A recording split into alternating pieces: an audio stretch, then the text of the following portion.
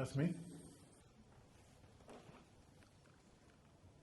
This is what we're going to do today. We're going to have a public speaking triathlon. I think you're all we need a bit warming up by the look of it.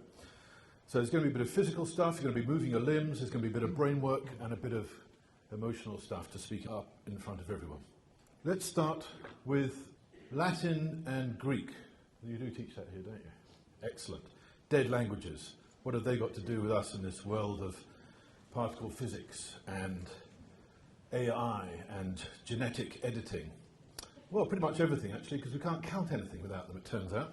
We're going to have a little game now to keep your arms going in a classical game of Latin versus Greek. Okay, this is how it works.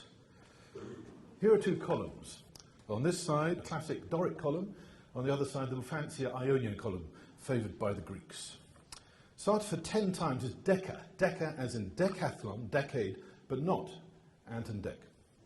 If you think it's Latin, arms over this way. If you think it's Greek, arms over that way. You all ready? Okay, go.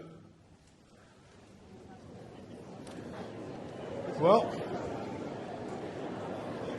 first blood to Latin. Next up, 100. That's cent, as in centipede, centigrade, dollars and cents, but not sense of humour. This way for Latin, that way for Greek. Okay, Latin again. Now, let's ramp it up a bit to 1,000. Milli, as in millipede, but not militant. Kilo, as in kilogram, but not killer whale. This way for Latin, that way for Greek. Well done, you're all correct. Milli is Latin, kilo is Greek. No idea why we need both of them.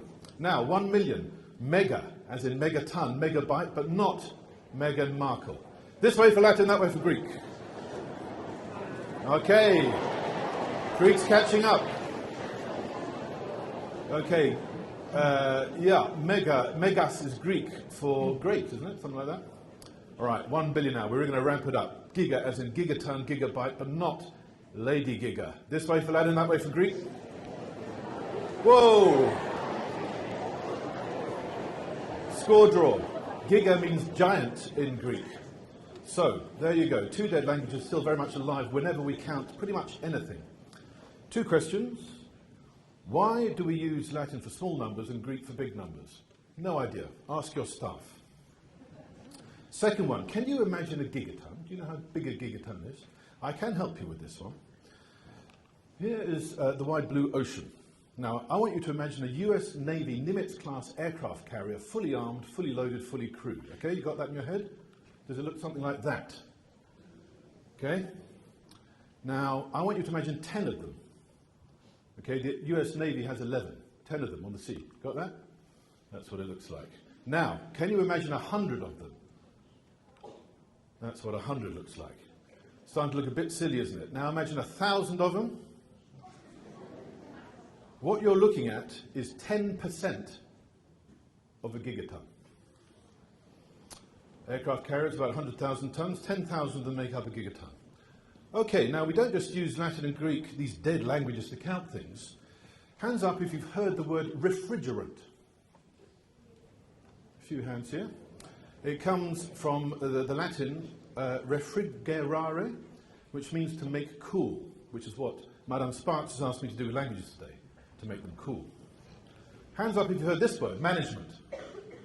Very good. This comes to us from the French ménagement and the Italian managgiare, both of which come from the Latin word manus, meaning hand, as does the word manipulate, which is what I'm doing to you all right now, but you don't know it. But if I tell you I'm manipulating you, can I really be manipulating you?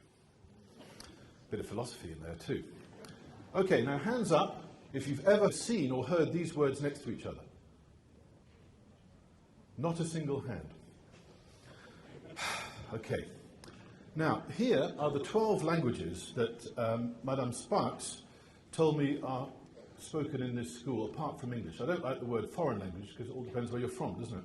Can you recognize the languages from the flags? Okay. Listen carefully. Si puedes entender lo que estoy diciendo, por favor, ponte de pie ahora.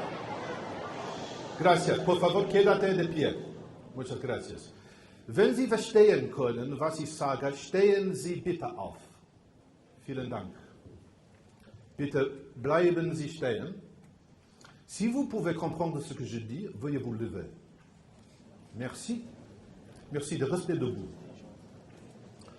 Se puoi capire quello che sto dicendo, per favore alzati. Grazie. Per favore resta in piedi. Inderimi anlalya biliyorsaran lütfen ayağa kalk. Teşekkürler. Lütfen ayağa kalkın. 如果你能明白我在说什么，请站起来。谢谢。请保持站立。如果你們明白我在說什麼，請站起來。唔該，請保持站立。Если вы понимаете, о чем я говорю, пожалуйста, встаньте. Спасибо.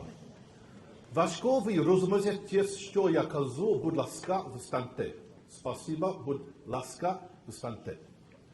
私の言っていることが理解できたら立ってください。今。ありがとう。立ちっぱなしでお願いします。ถ้าคุณเข้าใจที่ฉันพูดพอยุ่นคุณกับคุณครูน่าหลุดคุณ Если rozumiesz, co mówię, proszę wstań. Dziękuję, proszę wstań. Okay, now you may have guessed by now that everyone standing up now speaks one of these 12 languages. I just asked them to stand up in Spanish, German, French, Italian, Turkish, Cantonese, Mandarin, Russian, Ukrainian, Japanese, Thai, and Polish. Now, everyone sitting down now, please give everyone standing up a big round of applause for your language heroes.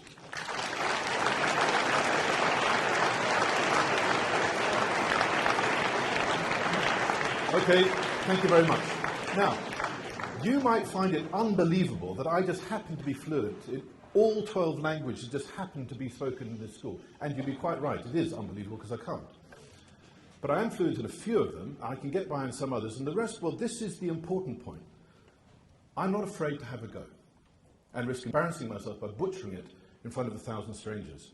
Now, if nothing else, this is what I want you to take away from this morning. Have a go. What do you have to lose? So in my experience, trying to speak someone else's language can only lead to good things. It breaks the ice. It warms people up. It opens doors. So next time you meet someone from somewhere else, at school, in a shop, at a restaurant, fixing something at home, why not ask them how to say hello in their language and see what happens? I can guarantee you'll both feel better for it. Now, here's my challenge. Next time you see that person again, hopefully with friends and family around, try and remember that word, greet them warmly with a smile and with confidence in their own language. And if you do this, two things will happen. First, you'll amaze your friends and family by cheerily greeting the shop assistant, waitress or plumber in Swahili, Portuguese or Hungarian, which they didn't know you spoke. Secondly, you'll get a warm, delighted, friendly reaction from that person who will now treat you differently from everyone else who didn't make the effort. Okay, brain section of the mini triathlon, quiz time. First, the warm-up question. Who here knows the English word for someone who speaks many languages? Just shout it out. Clever Dick? No? Another one? Multilingual. Multilingual. That means many tongues in Latin. Another one? Polyglot. Very good. That means many languages in Greek. It's million kilo all over again. I don't know why we need both, but there you go. This is part of the glory of English, our mongrel mashup, our masala of many different languages. It's what makes English unique. Now for the quiz proper. Okay. What do you call someone who can speak 3 languages? There's a word, one word that means exactly 3 languages. Very good, trilingual. Now, what do you call someone who can speak only 2 languages? Bilingual, very good. What do you call someone who can speak only 1 language?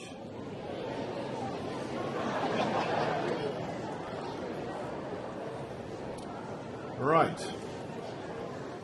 Now, having English as your native language is both a blessing and a curse. Here are my top 3 blessings. See if you agree with them. 1, you can speak English almost anywhere and be understood. Now, I'm guessing most of you have travelled overseas and experienced this. English is the world's first second language. Here's another one, teaching jobs. Now, some of you may be thinking about a gap year now and teaching English. I highly recommend it. I've taught English to non-native speakers many times in my life, both here and overseas. It's a great way to get to know a place and people and to understand English. Because apart from pronunciation, most native English speakers are really pretty rubbish at teaching it. That's because we're not taught English grammar. English is particularly hard to explain because it's such a mishmash of a language. We actually have loads of rules, we just don't know them. So if you're a foreigner, you're actually much better off learning English from a Slovenian who can explain it properly.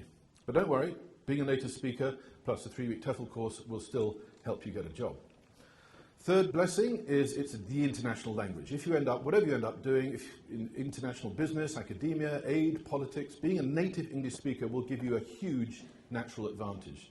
For the Olympics, the UN, Hollywood, internal Coca-Cola Corporation brainstorms, nearly all international meetings are conducted in English. They're quite obvious. Now, what about the curses? These may be less obvious than the blessing, but they do exist, and I think they're all wrong.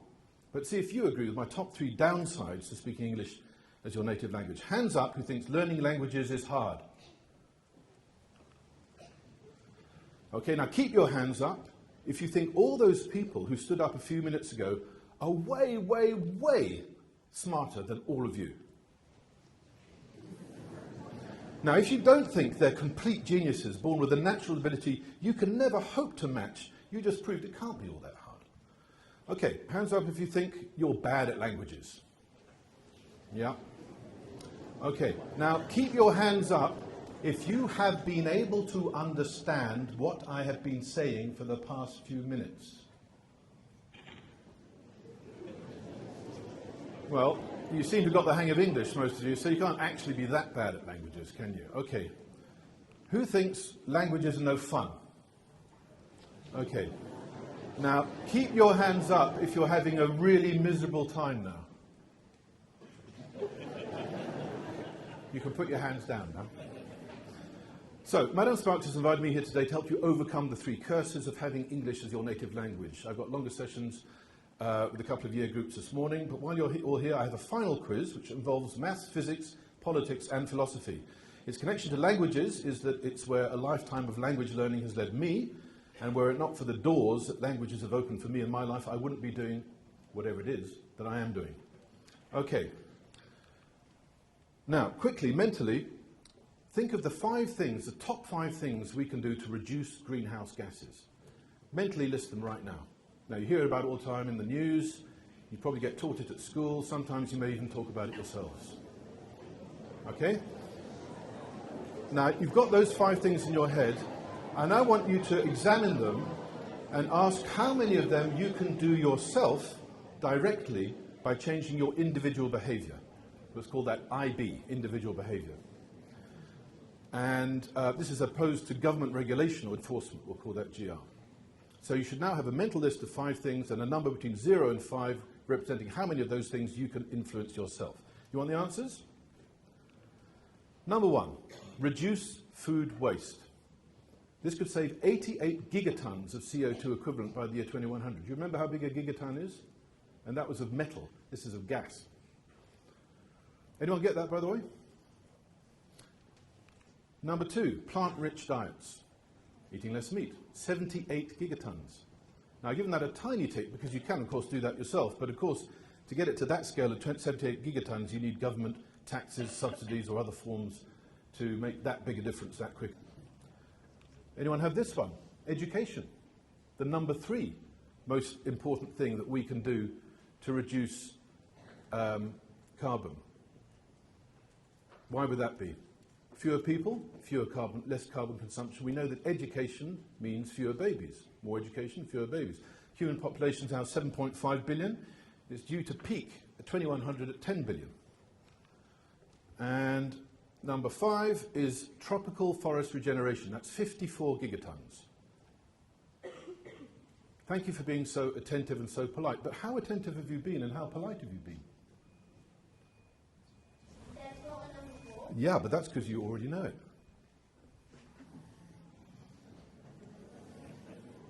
Refrigerant management is the 4th most effective thing our species can do to reduce greenhouse gases. Now, you now all know something that I guess your families and friends don't know, and I know that hardly any of the world's most active climate activists know. I know that because I spent 2 weeks at COP26 in Glasgow last year asking them for their top 5s. Not one of them mentioned refrigerant management. Now, I'll be around for lunch. There'll be a prize for anyone who can come up to me and explain what refrigerant management is and why it saves so much carbon. There's a bonus if you can do it in a language other than English. And there's a really huge bonus if you can explain to me why no one appears to have heard of the fourth most effective thing we can do to reduce carbon, and one which relies 100% on government regulation. Thank you.